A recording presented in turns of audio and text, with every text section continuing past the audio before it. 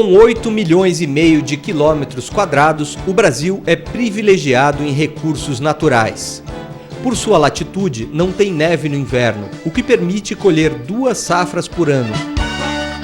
A produção de grãos cresce sem parar desde que o país optou pela mecanização de suas lavouras, em meados do século passado. Segundo o IBGE, Instituto Brasileiro de Geografia e Estatística, em 2005 foram colhidas 112 milhões de toneladas de grãos. No início do ano, para 2006, a previsão era de um aumento de mais de 12%. É essa produção que capacita o Brasil a ser um dos maiores produtores mundiais do combustível que está sendo encarado como a vedete do novo milênio, o biodiesel. Produzido com semente de oleaginosas como soja, milho ou mamona, por lei terá que ser adicionado ao diesel de petróleo, 2% em 2008, 5% a partir de 2013. O biodiesel, na verdade, nasceu, não foi no Brasil, né? Nasceu fora do Brasil, no início do século passado, para lhe dizer bem a verdade, quando pela primeira vez os óleos vegetais foram utilizados em motores, né? Isso veio, portanto, da invenção do próprio motor diesel. Mas as propriedades dos óleos vegetais, como até nós já discutimos, ela infelizmente não atende às necessidades do motor, até mesmo porque o motor evoluiu muito desde aquela época e hoje exige propriedades do combustível que os óleos vegetais infelizmente não oferecem. Por isso a reação de transformação do óleo vegetal em biodiesel, ou seja, os ésteres, é tão importante. Bom, então aqui nós temos o processo da reação, começa a partir do armazenamento da matéria-prima, que seria o óleo vegetal, e o etanol anidro. O etanol anidro ele já está previamente solubilizado com catalisador, tanto ele hidróxido de sódio como hidróxido de potássio. Nesse caso, o hidróxido de sódio. Então, essa matéria seria então conduzida por esses tubos, que seria puxado pela bomba, onde essa bomba nós temos uma bomba de óleo e a bomba do álcool. Essas duas bombas, elas trabalham em sistemas isolados, primeiro uma, depois a outra. A bomba de óleo, no caso, puxaria a matéria por essa tubulação, que chegaria até o reator. O mesmo acontece com o etanol. Essa outra bomba, a partir do momento que essa bomba parou, começa a bomba do álcool, jogando ela também nessa tubulação para o reator. No reator, então, nós temos aqui o começo da nossa reação, onde o sistema então, de agitação é ligado, ele tem um sistema de aquecimento, esse aquecimento é feito por um óleo mineral, então ele é encamisado para que atinja uma temperatura de aproximadamente 40 graus. Após o período necessário para que aconteça a reação, geralmente 1 hora, é ligado um sistema de aquecimento, então para elevar a temperatura até 70, mais ou menos 70 graus, onde o etanol ele é destilado. Então ele passa pela tubulação, através de um trocador de calor, que nós temos ali em cima, você consegue recuperar o etanol que poderia ser utilizado novamente no processo. Após essa evaporação do etanol, nós temos então a separação de fase. Então promove a separação de fase entre o éster e a glicerina. Então nós temos aqui um visor, onde nós podemos observar então a formação da glicerina, juntamente com o éster. A partir de um período de 1 hora, nós podemos então eliminar o conteúdo desse reator para um decantador, que seria esse tambor, onde assim conseguiríamos separar exatamente a glicerina do éster. Então aqui, na verdade, o que acontece é que seria a glicerina ficaria estocada aqui dentro, porque quando nós conseguimos eliminar o produto dessa reação, através desse visor nós conseguimos chegar a um limite onde a glicerina e o éster aparecem no visor. Então eu sei que aqui dentro eu vou ter só éster e a glicerina vai ser eliminada nesse decantador. E aqui nós teríamos o biodiesel, que seria retirado numa outra válvula para a posterior análise do produto. Na prática, o biodiesel vai funcionar como um aditivo do diesel de petróleo, que perde a viscosidade quando tem retirado o enxofre, seu elemento poluente. Há estudos que demonstram que uma quantidade tão pequena quanto 2% de biodiesel no diesel já são suficientes para a correção desse parâmetro de viscosidade. Talvez isso até seja a grande justificativa do Brasil estar perseguindo esse conceito de B2, ou seja, 2% de biodiesel no diesel, certo? Agora, para que o ganho ambiental, no sentido de emissões, seja também conquistado, nós temos que aumentar esse percentual de biodiesel no diesel. Porque aquela leitura de eliminação de fuligem, ela só começa a ser percebida realmente em misturas superiores, da ordem de 10% a 20%, até 30% de biodiesel no diesel.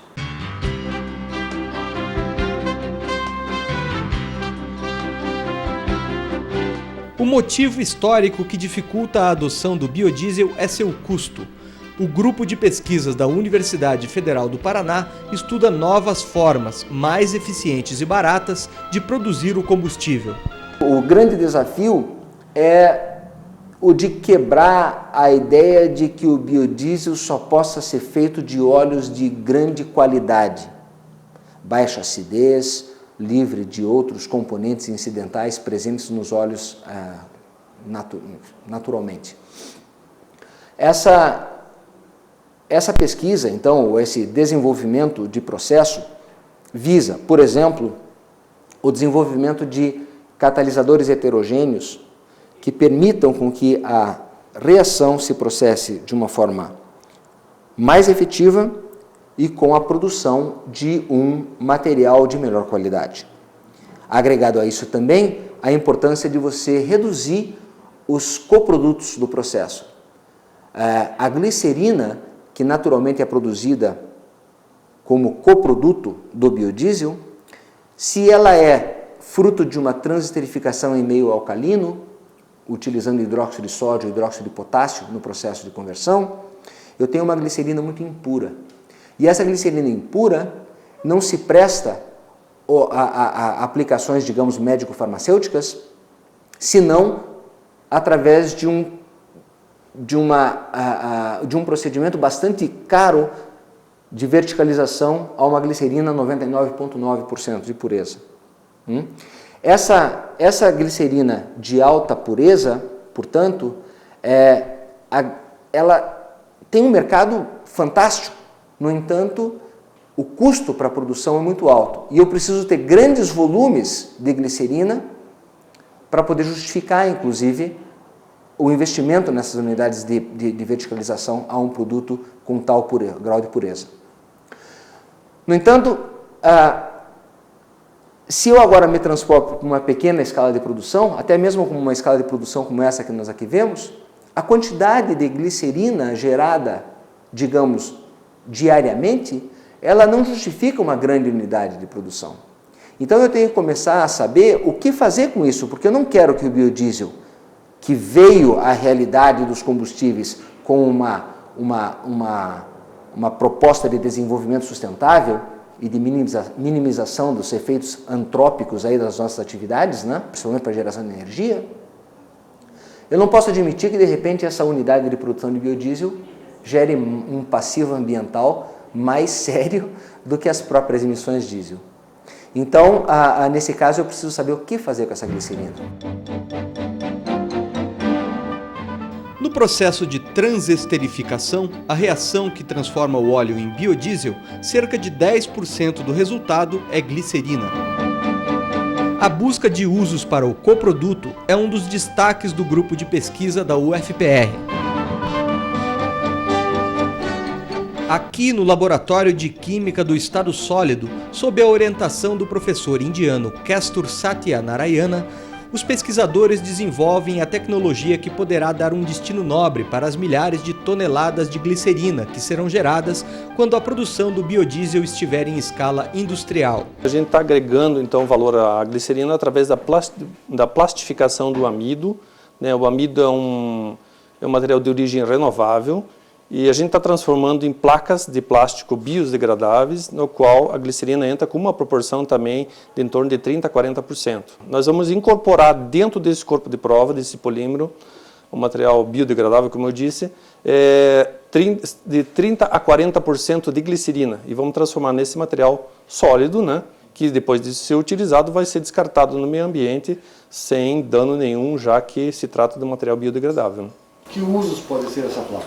Bom, nós estamos estudando as propriedades mecânicas desse material, nós estamos agregando, para melhorar a propriedade, nós estamos agregando fibras de origem vegetal, principalmente aquelas que são retiradas de colheitas, como da cana-de-açúcar, por exemplo. Se extrai o açúcar e se joga fora a grande quantidade de fibras, nós estamos agregando essas fibras para melhorar a propriedade mecânica desse material, diminuir a flexibilidade, aumentar a resistência à tração, etc. e tal. Eu fiz a mistura do amido, da fibra e do glicerol recuperado, correto?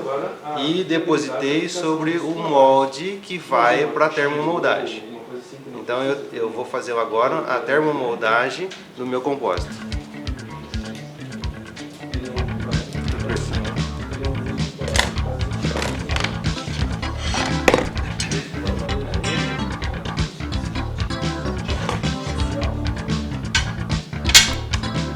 O molde então é levado para a prensagem. A força aplicada equivale a colocar sobre a placa um peso de 3 toneladas. O aparelho é colocado para aquecer, de forma a fazer o cozimento da placa. A temperatura usada é de 150 graus. Como resultado então da termomoldagem, nós temos a confecção de um compósito, ok? Que ainda nós não medimos as propriedades mecânicas, químicas, né? Ainda está em teste, está em fase de estudos. Então esse material é feito somente com amido plastificado, você percebe que ela tem essa flexibilidade, né?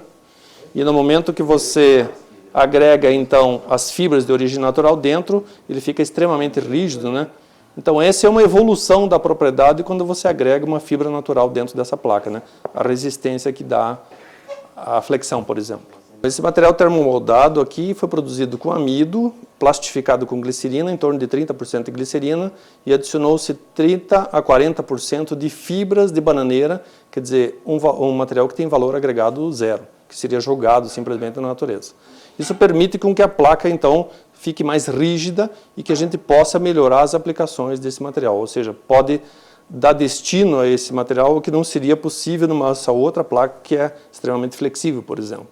Então, é esse tipo de atividade que a gente tem desenvolvido aqui no laboratório, melhorar as propriedades mecânicas desse material para que a gente consiga uma ampliação do uso desse tipo de material. Mas isso é usado como madeira, como compensação? Exatamente. Esse material pode ser utilizado como materiais de revestimentos, né, teto, divisórias, pode ser fabricado aí móveis, etc. e tal. É exatamente esse tipo de atividade que a gente tem desenvolvido no laboratório para tentar dar destino para o material.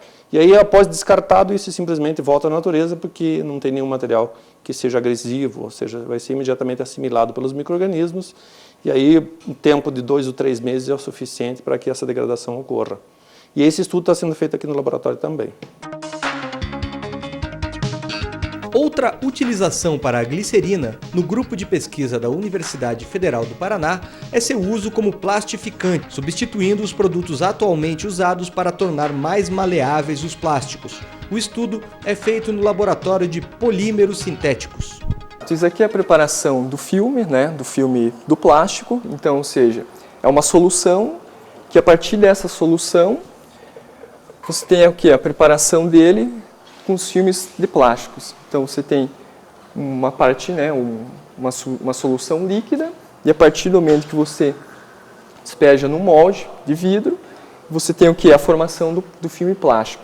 Ou seja, aí você tem a formação desses tipos de plásticos. A partir disso daí você tem o que? A aplicação dele no plástico puro, e você tem aqui propriedades, né, propriedades físicas alteradas. No caso, utilizado ele como plastificante. Ou seja, tornando ele mais maleável, diferentemente do produto apenas ao plástico puro. A vantagem do processo é você estar utilizando um subproduto da síntese do biodiesel e aplicando ele a um plástico, né, na forma de plastificante, e ao mesmo tempo você está tentando substituir um plastificante já usual, né, que cientificamente é comprovado que ele é tóxico. O mesmo processo pode ter como matéria-prima o próprio biodiesel. Com ele, ou com a glicerina, a vantagem está no uso de um produto orgânico, já que os plastificantes atualmente usados podem ser cancerígenos. O plastificante mais utilizado comercialmente, existe uma discussão muito grande sobre ele, porque ele pode ser prejudicial à saúde. E o que acontece? Com esse novo plastificante que a gente está produzindo, a intenção é de substituir esse que está no mercado, porque esse daqui tem características diferentes, possivelmente ainda há um estudo em cima, mas a princípio não faz mal à saúde, como esse outro plastificante comercial que já existe. Então a intenção seria substituir, a vantagem maior seria essa. As características que para o produto final seriam as mesmas, só que teria uma vantagem, de repente até em custos, para produzir esse plastificante, e também não faria mal à saúde. Os plásticos sozinhos, quando utilizados sozinhos, eles têm uma aplicação às vezes restrita. São às vezes materiais que produzem embalagens rígidas, que não podem ser moldadas com o seu estado in natura, né? Quando a gente aplica alguns aditivos, a gente promove uma melhor processabilidade, nós conseguimos colocar fazer outros artefatos que com ele puro não seria possível, então com isso nós podemos abrir a margem de aplicação desse material. Em compensação, nós abrimos a margem de aplicação, mas por outro lado, os aditivos que muitas vezes são empregados têm uma certa desvantagem pelo fato de ser tóxicos e poderem não ser usados para qualquer tipo de aplicação final, né? Como é o caso das embalagens utilizadas, em que nós temos a confecção de embalagens para alimentos, acondicionamento de alimentos. E aí isso restringe bastante a aplicação dos polímeros ou dos plásticos como produto final para alimentos. Esse plástico, esse aditivo, ele pode passar para o alimento? Pode perfeitamente ser extraído, mas existe um tempo que nós chamamos na literatura mais específica de um tempo de pot life, né, de armazenamento, né, em que tem uma margem de segurança em que o material não é extraído para aquele ambiente a que ele está exposto, seja em contato com água, seja em contato com óleo, seja em contato com vinagre, né? Muitas vezes ele leva de 2, 3, 4 meses para ser extraído. Então, normalmente as empresas de embalagem procuram trabalhar dentro dessa margem de segurança, que com certeza ele não vai ser extraído, mas com o passar do tempo, ele pode migrar, ele pode ser estando em contato com o alimento, ele pode passar para não só alimento, né, na forma sólida ou na forma líquida, né, ele pode passar e contaminar o alimento, sim. Isso é perigoso para a saúde? O produto que é normalmente utilizado hoje, ele é citado na literatura como sendo mutagênico, cancerígeno e dá até outros males para o sistema reprodutor masculino, né? Mas existe uma certa divergência, porque tem muitos pesquisadores que são favoráveis à utilização desse material. Outros são totalmente desfavoráveis, que são totalmente contra a aplicação. Então, na verdade, na literatura é citado grupos de pesquisa que são a favor dos plastificantes convencionais e outros que são totalmente contra a aplicação dos plastificantes convencionais, né? Os nossos produtos nós já testamos com uma margem de segurança de 60 dias, ele não tira nem um pouco, o plastificante não é extraído da matriz do polímero, não é. A produção do plastificante a partir de glicerina ou do biodiesel precisa ser economicamente viável. As metodologias que nós empregamos para a preparação desses produtos, para a produção dos plastificantes, são reações que são conduzidas a temperatura relativamente baixa, né? Um dos produtos é levado é feito a temperatura ambiente, o outro produto requer uma temperatura um pouco mais elevada, mas são feitos a partir de reagentes comercialmente disponíveis e baratos.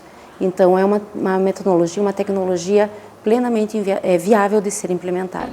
O estudo deve gerar novas patentes para a Universidade Federal do Paraná. Nós estamos com o processo de patenteamento já em andamento, né? Tanto dos produtos à base de glicerina quanto do biodiesel, para a utilização praticamente imediata dos produtos como plastificantes para polímeros. É possível que haja uma transformação total da base de produção de plástico a partir dessas patentes, a partir dessas descobertas? Nós temos já algumas empresas interessadas no nosso produto final, na aplicação dele já imediata como plastificante, né? Só que a utilização do plastificante convencional já é muito bem estabelecida no mercado. Então não é realmente uma coisa que nós possamos garantir, porque existe demanda, existe a procura, mas a demanda da utilização do convencional também é bastante intensa por empresas que estão muito bem fundamentadas no mercado e que pode ser que haja alguma resistência da aplicação do nosso produto, visto que a outra já está muito bem fundamentada também. Ao longo do tempo, eventualmente? Com certeza, ao longo do tempo é muito possível que a gente consiga abranger, com a ajuda dos outros, do segmento de pesquisa, né, científica, que vai fundamentar o nosso trabalho baseado no princípio que os plastificantes convencionais são perigosos, aí vai nos dar bastante segurança para tentar implementar o nosso produto. E é bem possível que a Universidade Federal do Paraná seja a universidade, através da FUNPAR, a sediar o projetão, se é que eu posso assim dizer, do Ministério de Ciência e Tecnologia para dar exatamente a motivação, agora obviamente financeira, fundamental para que os projetos se desenvolvam. Isso envolvendo, por exemplo, a Universidade de Pernambuco, a Universidade Federal do Rio de Janeiro, o Instituto de Macromoléculas do Rio de Janeiro, o Instituto Militar de Engenharia, também no Rio de Janeiro, a Universidade Estadual de Santa Cruz, em Ilhéus, na Bahia, o Senai baiano também tem umas pesquisas bem interessantes relacionadas ao biodiesel. Então esses grupos propuseram, esses e outros grupos propuseram então projetos de desenvolvimento de coprodutos para uma equipe que os avaliou e, digamos assim, os classificou para uma nova análise inicialmente do MCT e numa segunda etapa da FINEP. E agora esses projetos, os projetos que foram então selecionados, eles serão financiados para que esses produtos cheguem efetivamente a digamos assim, a um amadurecimento tecnológico suficientemente amplo para poder ser repassado para o setor público. Como você se sente, aluno de terceiro ano, teu amigo de quinto, fazendo uma pesquisa inédita e conseguindo patente? Pois é uma coisa até motivadora, né? Você está trabalhando e você tem uma aplicação direta do teu produto no dia a dia, no cotidiano, né? E isso acaba, né, você crescendo ainda mais na área da química e assim na área humana.